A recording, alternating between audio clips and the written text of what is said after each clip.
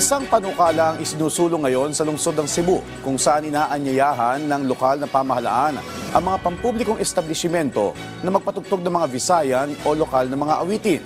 Ito'y bahagi ng kampanya ng lungsod na mapanatili ang heritage at identity ng mga Cebuano.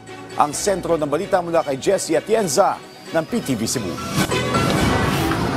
Kilala ang Cebu City bilang isa sa pinakalumang lungsod sa bansa na naging sentro din ng kalakalan. Patunay dyan ang mga lumang istruktura na makikita sa paligid ng lungsod. Bagay na nais mapanatili ng lokal na pamahalaan kasama na ang lengguwaheng Bisaya. Kaya naman isang panukala ang isinusulong ngayon ng Cebu City Council na nag-eengganyo sa mga pampublikong establishmento gaya ng mga hotel, malls, restaurants at marami pang iba sa pagpapatugtog ng mga awiting Bisaya. 10 years ago, 8 years ago, wala kitay enough nga matawag nato nga material nga atong ikasustiner. Pero karon daghan na kayo nga why don't we promote sa atong kaugalingon nga mga establishment, malls, hotels.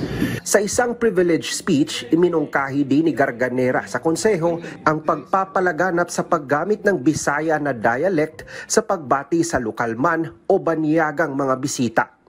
And then language is something that really identify the culture of a particular place, no?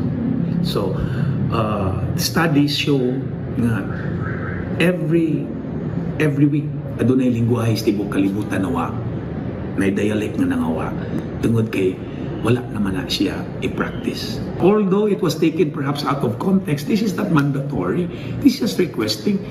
Ayon naman sa Hotel, Resort and Restaurant Association of Cebu o HRAC, handa silang lumahok sa isasagawang public hearing tungkol sa isinusulong na panukala.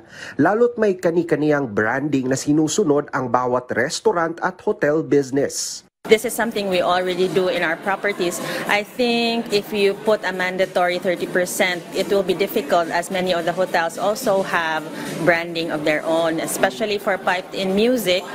In fairness to our local government, they are always open for discussion. So when the time comes, we will discuss it. Handa namang magbigay ang LGU ng Cebu City ng pinababang business tax rates, pagkilala at incentives sa mga establishmentong tutugon sa panukala. Mula sa PTV Cebu, Jessie Atienza para sa Pambansang TV sa Bagong Pilipinas.